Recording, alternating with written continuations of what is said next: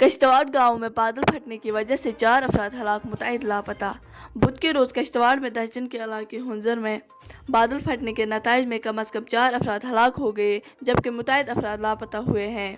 एक एहलकार ने बताया कि बादल फटने से आने वाली फ्लैश सैलाब ने रिहायशी इलाकों को मुतासर किया, जिसमें मुतअद्दिद अफराद लापता हो गए।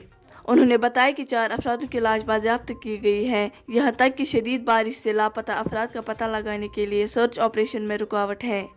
SSP किश्तवाड़ शफकत हुसैन ने बताया कि वहाँ रहने वाले गाँव के मुताबिक ख्याल किया जाता है कि इस इलाके में बादल फटने के बाद मुतअद्दिद अफराद लापता हैं।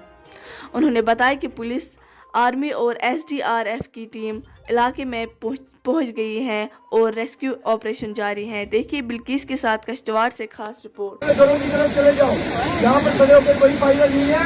पानी का लेवल बढ़ रहा है, जब कम हो जाएगा आपको बता दी जाएगा। अगर किसी को कोई ज्यादा प्रॉब्लम है तो सुबह देखेंगे। आप चलिए ऊपर वाले प्लीज।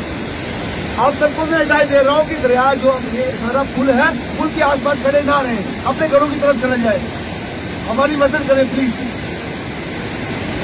तो बार बार बोल रहा हूँ कि दरिया के पास खड़े मत रहें प्लीज, अपने अपने घरों की तरफ चले जाओ या सेफर एरिया वहाँ पर चले जाओ।